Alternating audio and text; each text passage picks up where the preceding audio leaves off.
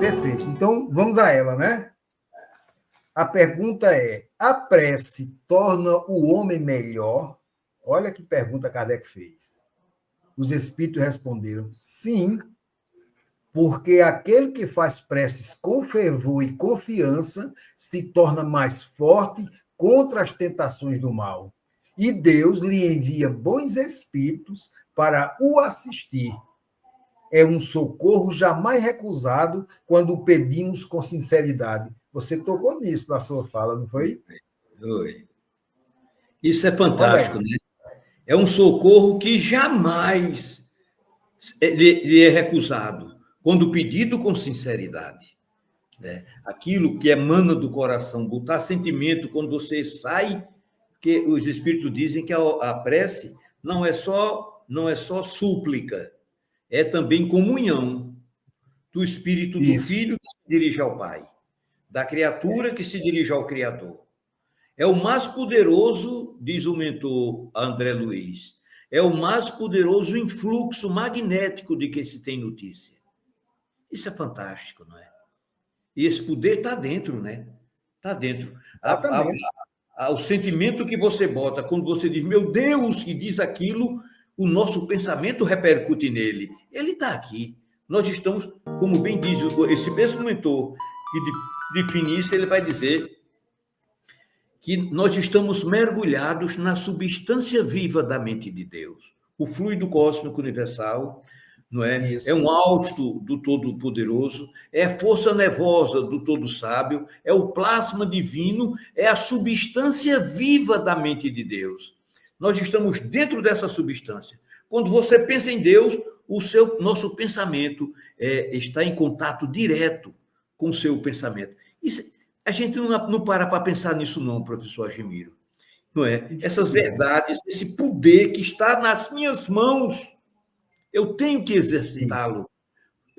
Quando eu oro para alguém com veemência, o meu pensamento, a partir do vigor da minha vontade, com a veemência do meu pensamento com que eu peço, ele é enriquecido com os atributos de Deus que vai em socorro daquele que a gente pede, que se beneficia, dependendo do vigor e da força e da sinceridade com que você se dirige.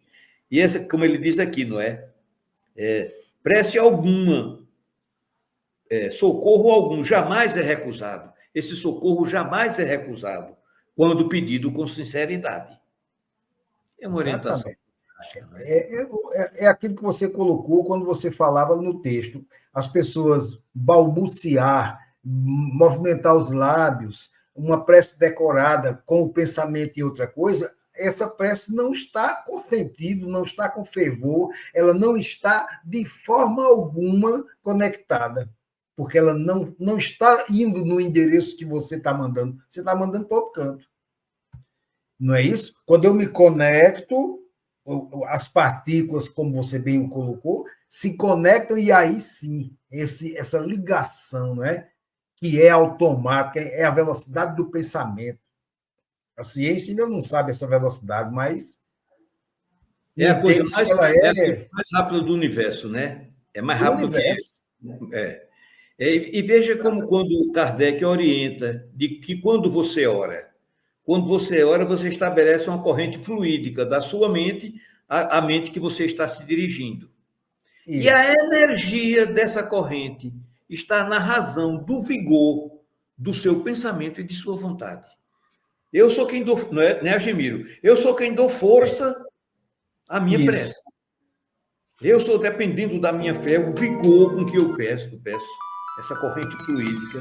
A energia dessa corrente mental fluídica vai depender do vigor da sua vontade e do seu pensamento. É extraordinário. Tudo está nas nossas mãos. Isso me lembrou uma coisa que a gente chama de mal olhado, né? Aquela pessoa que tem força no olhar, não é por mal. Fulano olhou para a minha roseira, murchou, olhou para o meu passarinho, ele morreu. Mas aí vem o que você colocou agora. Eu mandei com tanto vigor aquele, que planta linda, que encharquei ela com essa coisa tão potente que a pobre da planta não resistiu, não foi maldade. Concorda? Concordo, concordo. E a gente, sem saber da coisa, foi um olhar negativo. Não é? Um olhar negativo. Se ela olhasse para um paralítico com essa vontade e mandasse ele andar, ele andaria. Não é? Porque o próprio Jesus disse que nós poderíamos fazer o que ele fez. É essa dosagem aí que a gente tem o botão, mas não sabe usar. Graças a Deus, porque senão estava usando de outra forma, né? É verdade. Mas é isso, é vivendo e aprendendo, né? Agemiro, me permita abrir um parênteses aqui. Na minha infância, numa cidade do interior, eu tive contato direto com uma senhora que frequentava a casa de minha mãe. Ela morava na zona rural, era humilde, e vinha para a feira no dia de sábado e passava lá em casa. Ela tinha uma filhinha que minha mãe era madrinha e ela ia muito lá em casa. Mas ela tinha um olhar assim, ela muito nas roseiras de mamãe, tá entendendo? Quando ela ia, tanto que papai tinha um sítio que tinha um portão, tinha pés de banana, muita coisa, mamão, e era um lugar lindo. E como a gente só vivia menino, transitando, tirando goiaba verde, ele botou um portão. Quando estava maduro, ele abria. E não sei como foi, deixaram o portão aberto um dia de sábado. E papai, à tarde, quando esteve lá, no quintal, o mamoeiro que ele tinha, lindo, rapaz, caindo um por um. Um por um. Aí papai disse, mas que é isso? Aí alguém disse assim, isso foi olhado. Repara, isso é olhado nesse pé de... Chama o rezador. Seu fulano morava assim próximo. Aí mandou um portador, ele veio. Ele orou, eu estava presente. Ele orou e disse que o olhar era feminino.